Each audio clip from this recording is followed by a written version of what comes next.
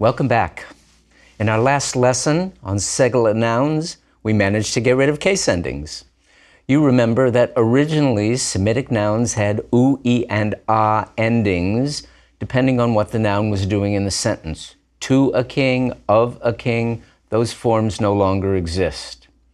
But Hebrew nouns do have more than one form, which we've seen, though I've been trying to pretend we haven't. But now I'm going to come clean.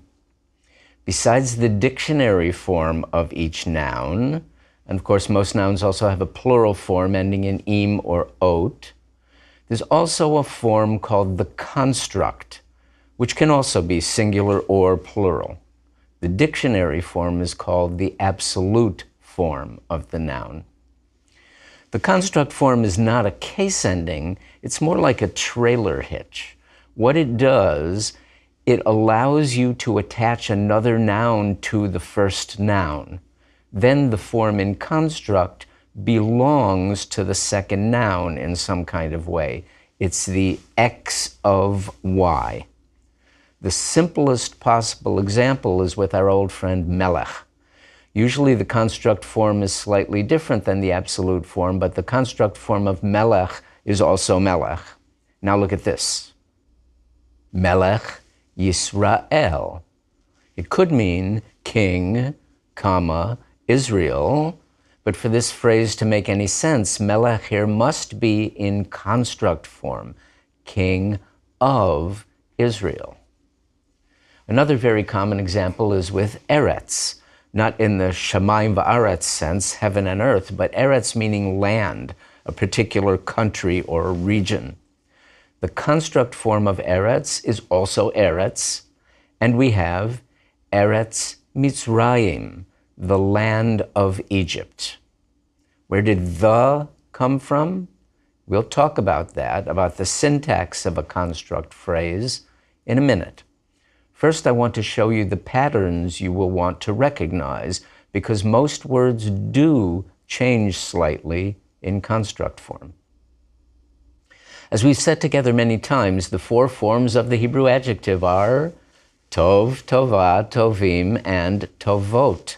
What I want you to remember is that Hebrew adjectives work like nouns. They can even be used as nouns, which means that like nouns, they also have construct forms. But adjectives are much more well-behaved than nouns. An adjective that is unmarked is masculine singular, tov. One that ends in a is feminine singular, tova. An adjective that ends in im is masculine plural, tovim. And an adjective that ends in ot is feminine plural, tovot. Adjectives always follow the rules. And here are the rules for the construct form. In the masculine singular and the feminine plural, the ending doesn't change. A vowel at the beginning of the word may be contracted, but there's no different ending. In the case of tov and tovot, there isn't even any vowel contraction. They're like melech. The absolute form is the same as the construct form.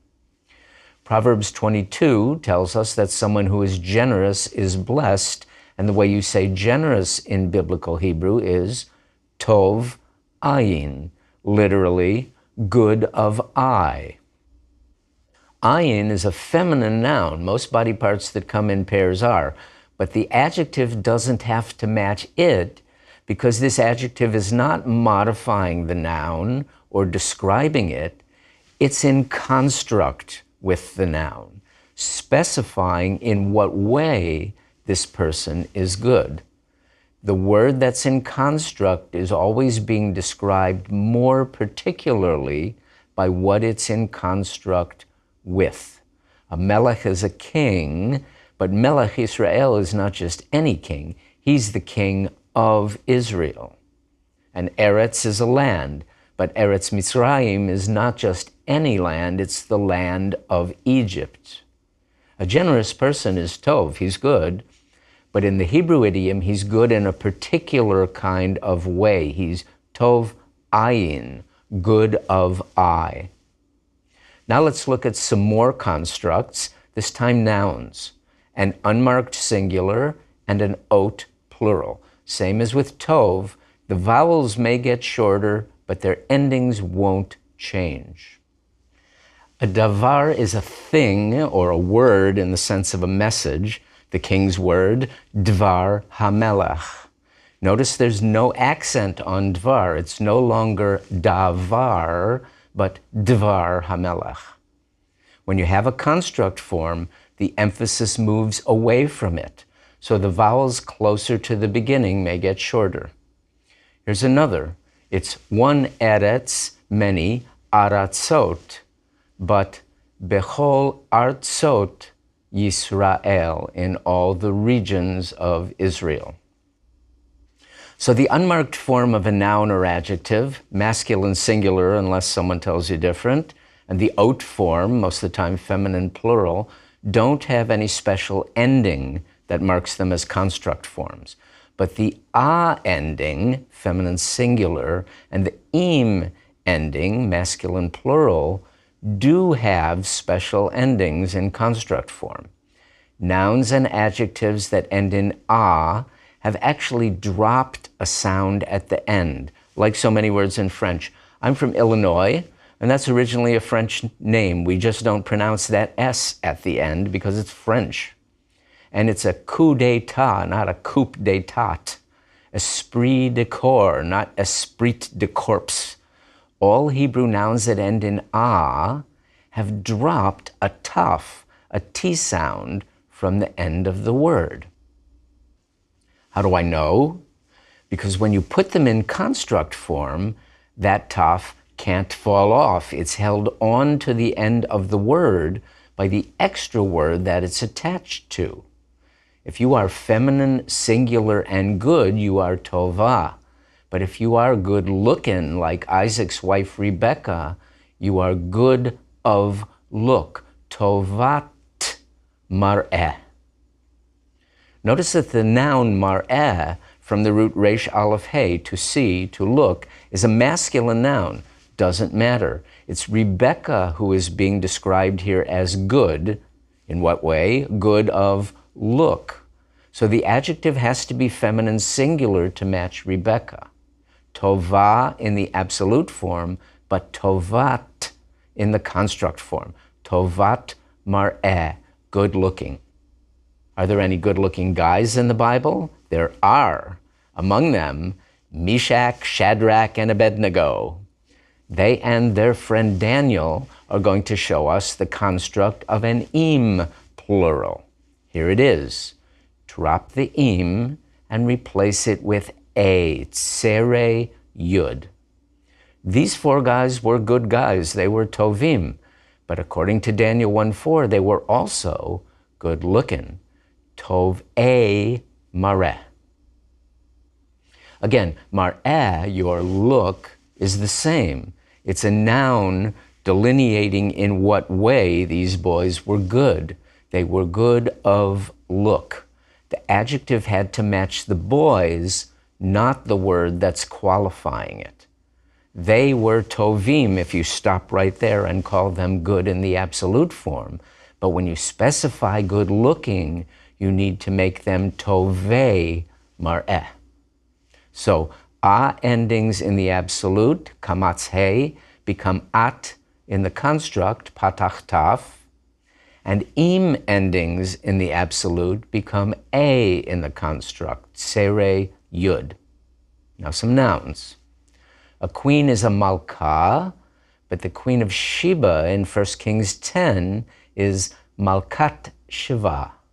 Malkah, the absolute form, malkat, the construct form. And here's a big one, a very common one. God is Elohim, but the God of Israel is Elohei Yisrael.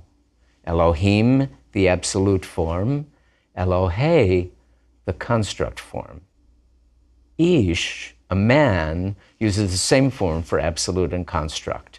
But the absolute plural, anashim, ends in im. So the construct form replaces im with a and shortens a vowel, anshe.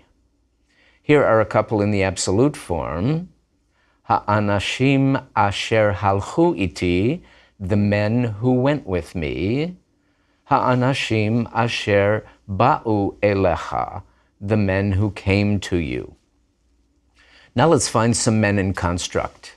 How about those terrible, horrible, no good, very bad men of Sodom? They are Anshe Sodom. Anashim in the absolute, Anshe in the construct. One of the earlier vowels gets contracted. That can always happen when a word is in the construct form, but the real giveaway is the ending. Let's summarize. Tov and tovot words, the vowels inside the word may change in the construct form, but the ending or lack of ending stays the same. Tova and tovim words, on the other hand, always change in construct form. Tova to tovat, and tovim to toveh. She can be tova or tovat mar'eh. They can be tovim or tovei mar'eh. When you see patach taf at the very end of a word, it is always the construct of an a word. When you see tserei yud at the very end of a word, it is always the construct of an im word. Way back when we talked about adding pronominal suffixes to nouns, his king, their land, I told you that when you have an im plural, you have to remove the im ending before you add the possessives. And I told you we'd talk about why in a future lesson. Well, the future is now.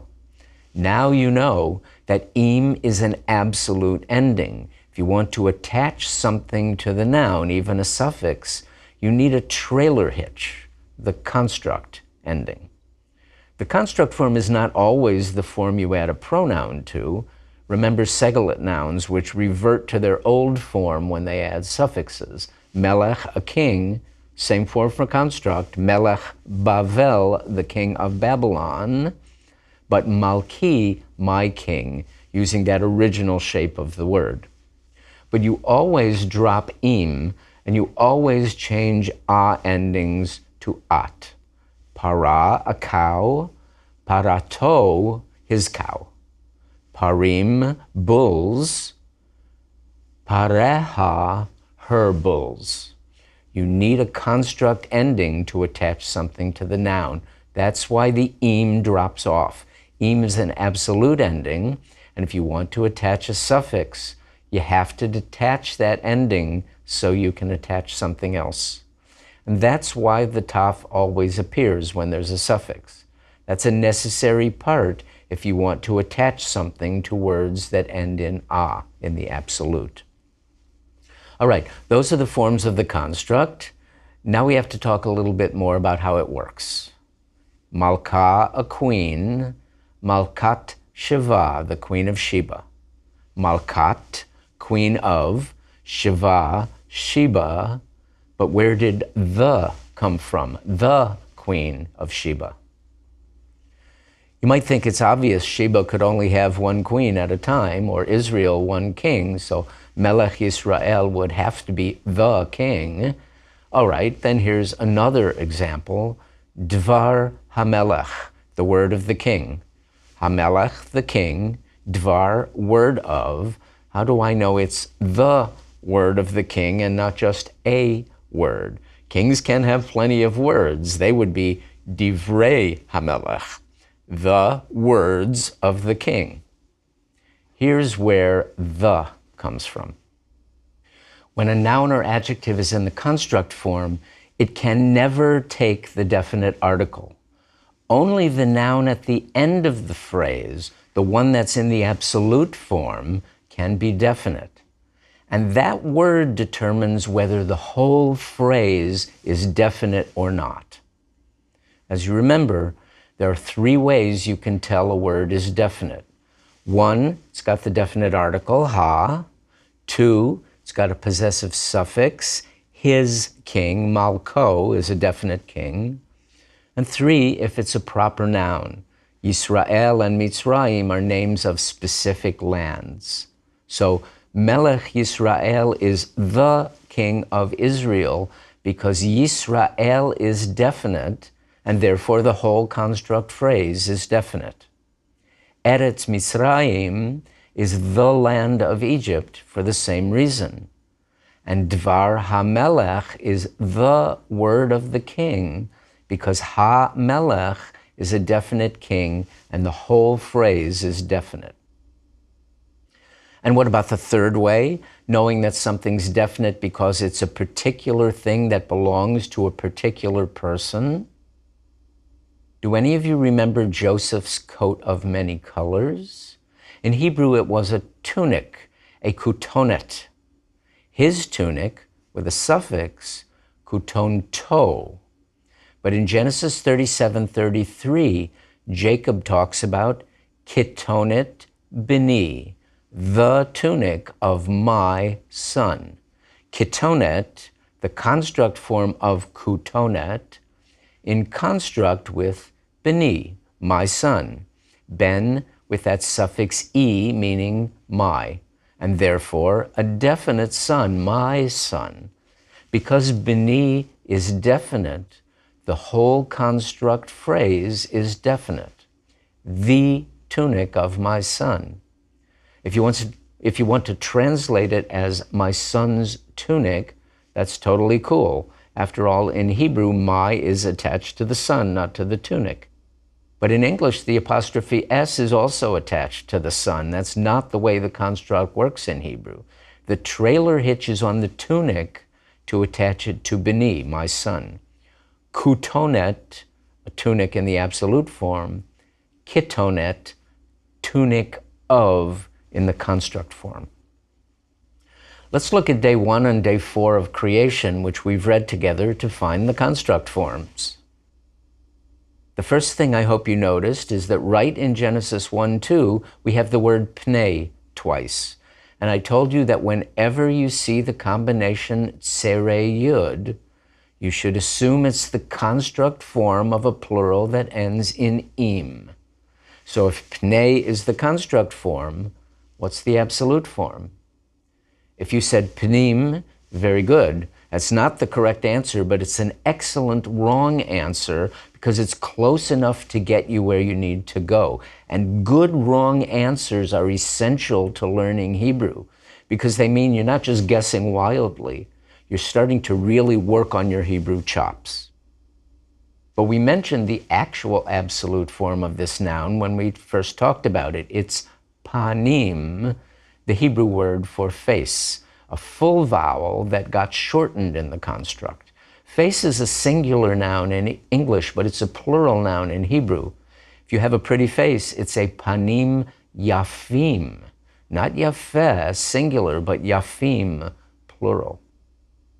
Back to Genesis 1:2, the end of the verse, al pnei hamayim, al, on or over, pnei, face of, ha-mayim, the water, but now we know that the whole construct phrase is definite, over the face of the water, the surface of the water, we might say. Let's move back to the previous occurrence, al pnei tehom. Is tehom definite? It's not ha-tehom, but remember, as we said when we first looked at this phrase, it's never ha-tehom in the Bible. What's making tehom definite? Answer, it's a proper noun. Tehom is a name related to Tiamat from the Enuma Elish. So this construct phrase is definite. You can say the surface, and you can even say the surface of the deep as long as you capitalize deep. Now a construct form you maybe didn't spot, ruach, in ruach Elohim. Ruach is one of those nouns that are the same in construct form as they are in the absolute. But when you see two nouns sitting right next to each other with no visible means of support, what's the connection between them? If the punctuation tells you to connect them, and that little mark under the resh definitely says, keep moving, don't stop here, then it's almost certainly a construct phrase. Let's take a closer look at this one. Ruach means a wind, or a spirit, or a breath. Elohim, of course, means God, Or does it? Because Elohim can also mean gods with a small g, or a small g God. So does Ruach Elohim mean the Spirit of capital G God? Or does it mean an Elohim kind of wind, what we might call nowadays a biblical wind, a wind that was way out of the ordinary? That's a question that grammar can't answer for us, but grammar can pose that question for us.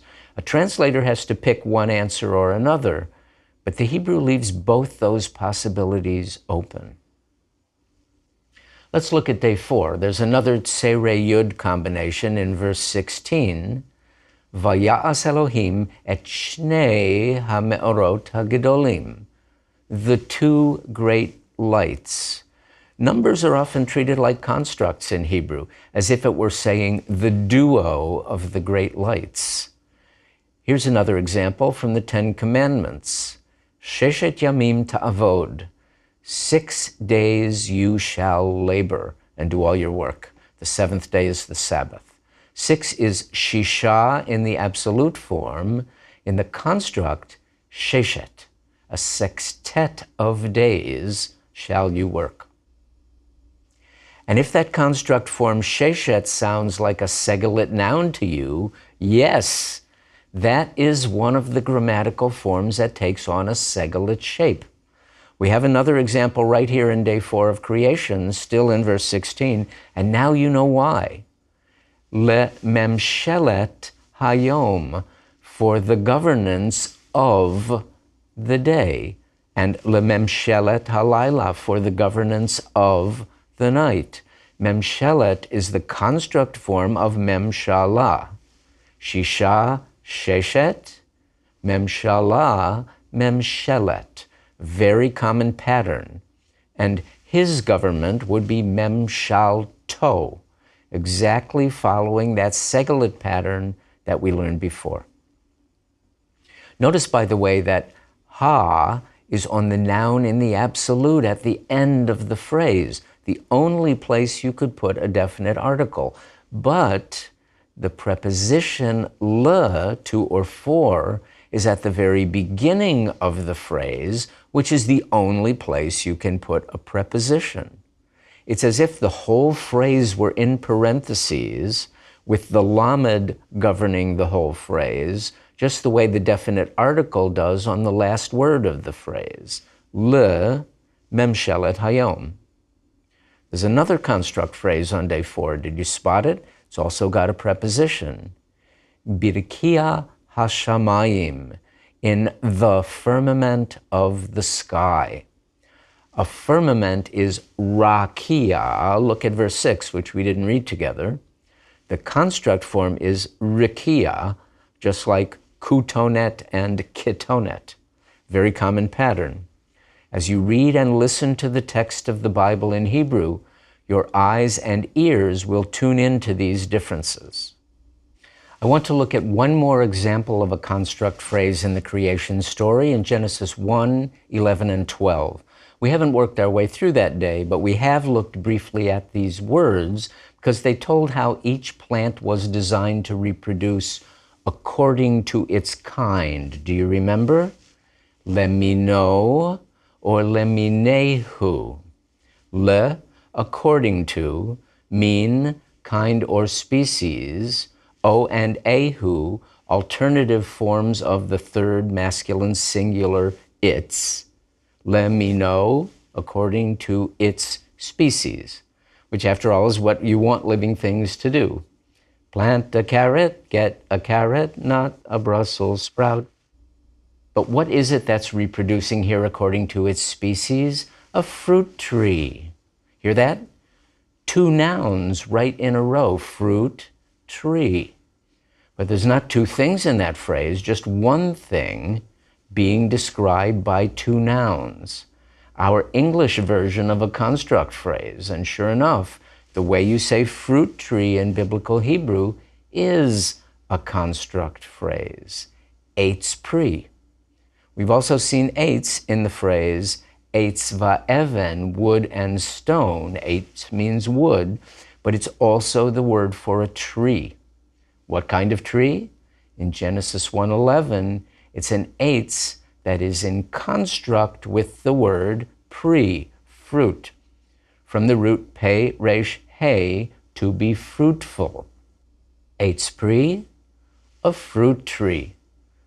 If it helps you get your bearings, you can mentally translate this as a tree of fruit, but don't get too hung up on that precise phrasing, which sometimes works well in English, but by no means all the time.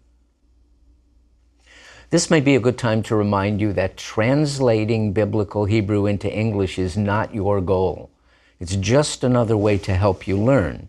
What you want to do is hear or read the words eitz pri and not translate them, but just understand them, a fruit tree.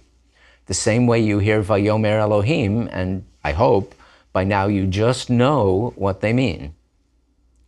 Let's summarize what we've learned about the construct form so far. Nouns with no ending, unmarked, may be the same in the construct form, or like all construct forms, they may change internally and have a shortened vowel. But there's no special construct ending for them. Exception, words that end in segol he make their construct into tsere he. A field is a sadeh. The field of Ephron, where Abraham bought his burial cave in Genesis 23, is Sidei Ephron. Nouns that end in a, kamatz he, normally feminine singular, will change to at, patach, taf. Exception, if they're longer nouns or numbers, they'll add the taf, but make it a segelet sounding ending, memshalah, but lememshelet hayom. Sheshet yamim, 6 days. Milchama means war or battle in biblical Hebrew. In modern Hebrew, milchemet sheshet hayamim is the 6-day war. Nouns that end in im, usually but not always masculine plural, drop the im and replace it with a, tsere yud. Yom echad, 1 day. All the days of Adam, kol yemei Adam. And nouns with their plural in ot, usually feminine plural, may have a shortened vowel, but they don't have any special construct ending.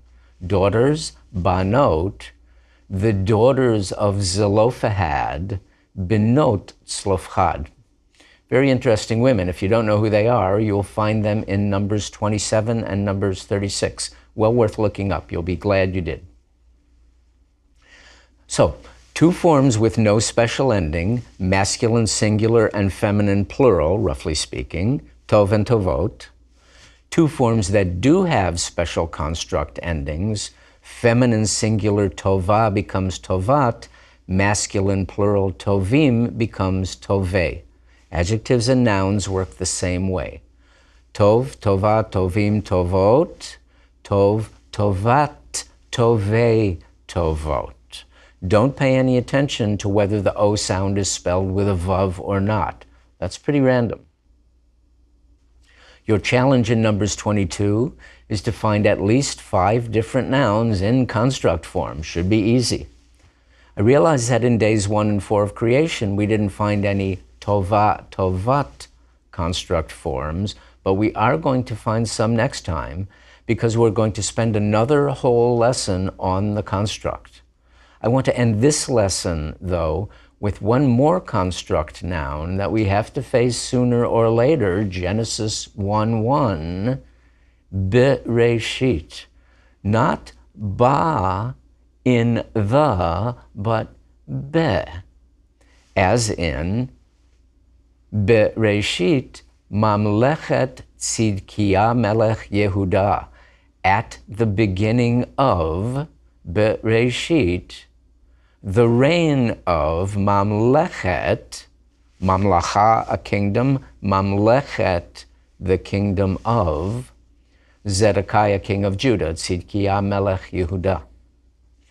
Everywhere else in the Bible that Bereshit occurs, it means at the beginning of.